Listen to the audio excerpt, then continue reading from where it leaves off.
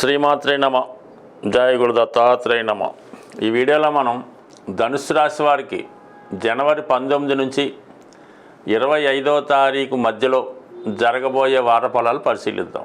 మరి ఈ వార ప్రారంభంలో ఈ వారం అంతా కూడా రాశి యందే బుధగ్రహ సంచారం జాతకుడు చేసే నూతన ప్రయత్నాలు ఫలించే అవకాశం ఉంది.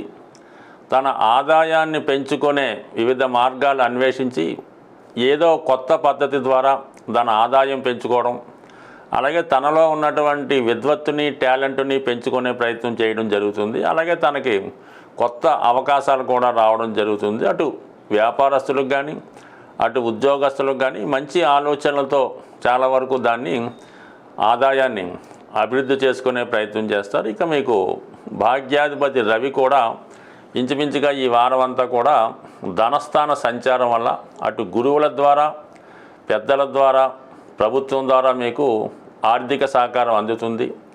ప్రభుత్వ పథకాలు మీకు అనుకూలంగా రావడం జరుగుతుంది. అలాగే కుటుంబ అవసరాలకి మీ యొక్క సంతానం కానీ లేదా మీ యొక్క తండ్రి గారు కానీ మీ కుటుంబ విషయాల్లో చాలా వరకు సహకరించి కుటుంబ ఆర్థిక పరిస్థితిని చక్కదిద్దే ప్రయత్నం చేస్తారు. అలాగే కుటుంబ సమస్యలు కూడా చాలా వరకు ఈ వారంలో పరిష్కారం అయ్యే అవకాశం ఉంది.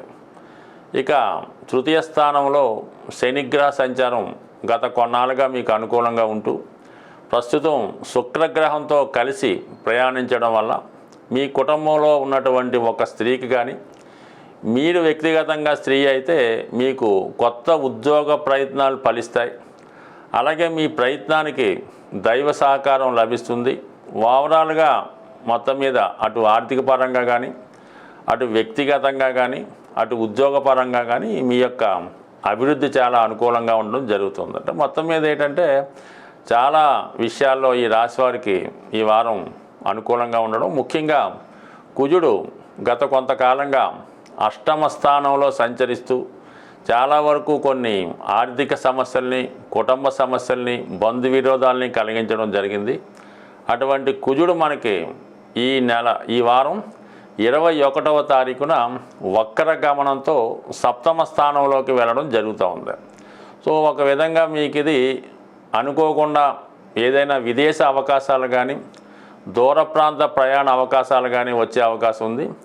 అలాగే చాలా వరకు వివాహపరంగా ఉన్నటువంటి కొన్ని సమస్యలు కానీ లేదా మీ వ్యాపార విషయాల్లో పార్ట్నర్స్తో ఉన్నటువంటి విభేదాలు కానీ చాలా వరకు పరిష్కరించే అవకాశం ఉంది. బట్ ఏదో ఒక అంగీకారానికి రావడం వల్ల అటు వ్యక్తిగత భార్యాభర్తల సమస్యలు కానీ వ్యాపారపరమైన సమస్యలు కానీ ఒక ఒప్పందం ద్వారా కొంతకాలం పాటు తాత్కాలికంగా మరి ఉపశమనం కలిగించే అవకాశం ఉంది. కొన్ని సమస్యలు కొంతవరకు వాయిదా పడి మీకు కొంతవరకు రిలీఫ్ ఇచ్చే అవకాశం ఉంటుంది. అలాగే చాలా వరకు వివాహ ప్రయత్నాలు ఎవరైనా చేస్తుంటే అవి చాలా వరకు దగ్గరగా వచ్చి మిస్ అవ్వడం జరుగుతూ ఉంటుంది. కొంతకాలం పాటు వివాహ ప్రయత్నాలు వాయిదా పట్టుకోవడం మంచిది. అలాగే కొత్త వ్యాపారం ప్రారంభిద్దాం అనుకున్న వాళ్ళు కూడా వ్యక్తిగతంగా స్వతంత్రంగా మీ ధనంతో మీ సహకారంతో మీకు మీరే చేసుకోవాలి తప్ప ఇతరులను భాగస్తులుగా చేసుకున్నా, బంధువులను పార్ట్నర్స్గా చేసుకున్నా అవి చాలా వరకు ఫ్యూచర్లో ఇబ్బంది కలిగే అవకాశం ఉంటుంది. కాబట్టి చాలా వరకు వ్యక్తిగతంగానే మీరు ఏదైనా ప్రయత్నం చేసుకుంటే మంచిది. ఇక మనకి ఇంచుమించుగా ఈ వారం అంతా కూడా 6వ స్థానంలో వక్రగమనంలో ఉన్నటువంటి మన గురుగ్రహం చాలా వరకు ఈ రాశిలో ఉన్నటువంటి పెద్దవారికి అనారోగ్యపరమైనటువంటి సమస్యలు ఇబ్బంది పెట్టే అవకాశం ఉంది. ముఖ్యంగా డయాబెటిక్ సంబంధించింది కానీ అజీర్ణపరమైన సమస్యలు ఉన్నవాళ్ళు చాలా వరకు జాగ్రత్తగా వ్యవహరించడం మంచిది. బట్ ఏదైనా ఆరోగ్య విషయంలో అలాగే ఆహార విషయంలో తగు విధంగా జాగ్రత్త తీసుకుంటే ముందు వచ్చే సమస్యల నుంచి బయటపడే అవకాశం ఉంది. ముఖ్యంగా అటు చతుర్థ స్థానంలో ఉన్నటువంటి రాహువు, దశమ స్థానంలో ఉన్నటువంటి కేతువు అటు మానసిక అశాంతిని, ఉద్యోగంలో అన్స్టెబిలిటీని చెప్పడం జరుగుతూ ఉంటుంది. సో ఏదైనా కొద్ది రోజుల పాటు మీరు ఉద్యోగరీత్యా కానీ వ్యాపారరీత్యా కానీ వేరే ప్రాంతంలో కొన్ని రోజులు తప్పనిసరి పరిస్థితిలో ఉండవలసి రావచ్చు. సో ఏదైనా మొత్తం మీద స్థిరాస్తి కొనుక్కొని అమ్ముకునే ప్రయత్నాలు చాలా వరకు వాయిదా వేసుకుంటే మంచిది. కాబట్టి చాలా వరకు ఈ వారం అంతా కూడా అటు విద్యార్థులకు కానీ అలాగే పెద్దవారికి కానీ కొత్త విషయాలు తెలుసుకోవడం, ఆధ్యాత్మిక విషయాల్లో ఆధ్యాత్మిక కార్యక్రమాల్లో పాల్గొంటే చిన్న చిన్న సమస్యలు చాలా వరకు వాటికి అవే పరిష్కారం అయ్యే అవకాశం ఉంటుంది. స్వస్తి. చాలా వరకు ఈ గోచార ఫలితాలని చూస్తున్నవారు, దాన్ని ఫాలో అవుతున్న వారికి మనం చెప్పినటువంటి విషయాలు చాలా వరకు జరగవచ్చు, జరగకపోవచ్చు. దానికి కేవలం మీ యొక్క గోచారమే కాకుండా మీ గృహంలో, అంటే మీరు నివసిస్తున్నటువంటి గృహంలో, అది అద్దిల్లైనా సొంత ఇల్లైనా కొన్ని వాస్తుపరమైనటువంటి ఇబ్బందుల వల్ల అయితే అవ్వచ్చు. అలాగే కొంతమందికి కొన్ని రాసుల వారికి, కొన్ని వర్గుల వారికి కొన్ని దిక్కులు ఇబ్బందికరంగాను అనుకూలంగా ఉండే అవకాశం ఉంటుంది. అంటే మనం అనుకూలమైనటువంటి ఫేసింగ్లో మెయిన్ గుమ్మం ఫలానా దిక్కులో ఉన్నప్పుడు కొంతమందికి అనుకూలించే అవకాశం ఉంది. సాధారణంగా మనం గృహంలో నివసిస్తున్నప్పుడు ఆర్థిక పరంగా చాలా ఇబ్బందులు పడుతున్నాం, అప్పులు ఎంత కష్టపడినా తీరడం లేదనుకున్నప్పుడు ఖచ్చితంగా గృహంలో వాయువ్య దోషం ఉండే అవకాశం ఉంటుంది. అలాగే ఉత్తర దిక్కు కూడా కొంతవరకు దోషం ఉండే అవకాశం ఉంటుంది. కాబట్టి దాన్ని సరి చేసుకోవడం వల్ల కొంతవరకు ఆ సమస్య నుంచి బయటపడవచ్చు. అలాగే గృహంలో తరచూ భార్యాభర్తల మధ్య గొడవలు జరుగుతున్నాయి. ముఖ్యంగా భర్త, ఆ ఇంటి యజమాని వ్యసనాల పాలై ఏదో ఒక బలహీనతకి తాగుడో వ్యభిచారమో ఇంకోటో చేస్తూ భార్యని ఇబ్బంది పెట్టడం, అలాగే భార్య కూడా ఏదో ఒక అనారోగ్య సమస్య వల్ల వైవాహిక జీవితానికి, అంటే వారి యొక్క సంబంధానికి దూరంగా ఉండడం జరుగుతూ ఉంటుంది. అంటే ఆ గృహంలో ఖచ్చితంగా ఆగ్నేయపరమైనటువంటి దోషం ఉండే అవకాశం ఉంది. అంటే ఆగ్నేయంలో ఏదైనా దోషం కానీ వాటర్ ట్యాంకులో, సెప్టిక్ ట్యాంకులో ఇలాంటివి ఉండడం వల్ల, ఆ వంటింట్లో సరైనటువంటి వెలుతురు లేకపోవడం వల్ల కొన్ని ఇబ్బందులు ఆగ్నేయంలో ఉంటే ఇటువంటి ఇబ్బందులు తరచూ వస్తుంటాయి. ముఖ్యంగా ఆ గృహంలో ఉన్నటువంటి ఆడపిల్లలకి వివాహం వాయిదా పడుతూ ఉంటుంది.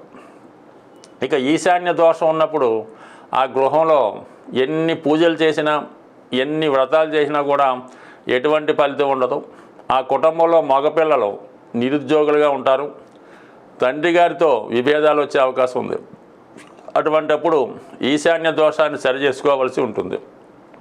ఇక నైరుతి దోషం ఉన్నప్పుడు తరచూ కోర్టు కేసులు, ఇంట్లో ఏదో ఒక పిల్లలకి యాక్సిడెంట్ అవ్వడమో, పెద్దవారికి యాక్సిడెంట్ అవ్వడమో, ఏదో ఒక అనారోగ్యం రావడం, తరచూ హాస్పిటల్ చుట్టూ తిరగవలసి ఉంటుంది. అటువంటప్పుడు నైరుతి దోషం ఉందని గమనించి దాన్ని సరి చేసుకోవాల్సి ఉంటుంది. అలాగే ఆ కుటుంబంలో వివాహం అయింది, కొత్తగా 5 సంవత్సరాలు 6 సంవత్సరాలు అయినా కూడా వివాహం జరిగినా కూడా సంతానం కలగడం లేదు అన్నప్పుడు కూడా మీకు నైరుతి దోషం ఉండొచ్చు. లేదా నైరుతి వీధిపోటు లాంటివి ఉండడం వల్ల కూడా ఆ వంశం అక్కడితో ఆగిపోయే అవకాశం ఉంది. అలాగే ఈశాన్యం ఎటువంటి ఇబ్బంది ఉన్నా కూడా మరి ఆ వంశం అభివృద్ధి చెందకుండా ఉండే అవకాశం ఉంది. ఎప్పుడన్నా సరే ఒక గృహంలో ఈశాన్య దోషం ఉంటే కంపల్సరీగా నైరుతి దోషం ఉంటుంది. ఆగ్నేయ దోషం ఉంటే వాయువు దోషం ఉండే అవకాశం ఉంది. ఇక వాయువు దోష ప్రభావం ఏంటంటే ఇంట్లో ఏదో లవ్ అఫేర్సు, అక్రమ సంబంధాలు ఉండే అవకాశం ఉంది. అలాగే ఈశాన్యం దోషం వల్ల ఆ ఇంట్లో ప్రథమ సంతానం మీద, ఆగ్నేయ దోషం వల్ల ద్వితీయ సంతానం మీద, వాయువు దోషం ఉంటే తృతీయ సంతానం మీద ఎక్కువగా ప్రభావం చూపించే అవకాశం ఉంది. ఒక గృహంలో తూర్పు కంప్లీట్గా స్ట్రగుల్ అయినప్పుడు, తూర్పు సంబంధించిన ఈ దోషం ఉన్నప్పుడు కేవలం ఆ గృహంలో స్త్రీ సంతానం మాత్రమే కలుగుతూ ఉంటారు. అలాగే ఉత్తర దిక్కు ఏమాత్రం వాస్తుపరంగా ఇబ్బందులు ఉన్నా, టాయిలెట్స్ వంటి ఉన్నా కూడా మరి ఆర్థికపరమైన సమస్యలు, అలాగే ఆ కుటుంబ యజమానురాలకి, స్త్రీకి ఏదో ఒక అనారోగ్య సమస్య, ముఖ్యంగా పిల్లలు నిరుద్యోగులుగా ఉండడం, ధనం సంపాదించకపోవడం, ప్రతి విషయానికి కూడా ఆ కుటుంబ పెద్ద మీద ఆధారపడి ఉండడం, ఏదైనా వాస్తుపరమైనటువంటి దోషాలు చాలా వరకు జాతకుడి మీద ప్రభావం చూపిస్తూ ఉంటాయి. జాతకుడి యొక్క దశ బాగున్నంతకాలం వాస్తు పెద్దగా ఏమీ ఇబ్బంది పెట్టదు. ఎప్పుడైతే జాతకంలో చెడు గ్రహాల దశలు కానీ ఏలినాటి శని మొదలగు లాంటి గోచార ప్రారంభమైనప్పుడు వాస్తు కూడా ప్రభావం చూపడం జరుగుతూ ఉంటుంది. బట్ ఈ రెండు కూడా ఏదైనా జీవితం బాగుపడాలి, మనం అన్ని విషయాల్లో అభివృద్ధి చెందాలంటే మీ యొక్క జాతకంతో పాటు కంపల్సరిగా మీరు నివసిస్తున్నటువంటి గృహం యొక్క వాస్తు కూడా సరి చేసుకోవడం వల్ల అటు కుటుంబంలో అందరూ కూడా క్షేమంగా ఉండే అవకాశం ఉంది. ఒకసారి ఇటువంటి ఇబ్బందులు ఉన్నవారు మీకుగా పరిశీలించుకోండి. మంచి శాస్త్రజ్ఞుని చూపించి సరి చేసుకుంటే మరి రాబోయే రోజులు అదృష్టంగా మారే అవకాశం ఉంటుంది. స్వస్తి.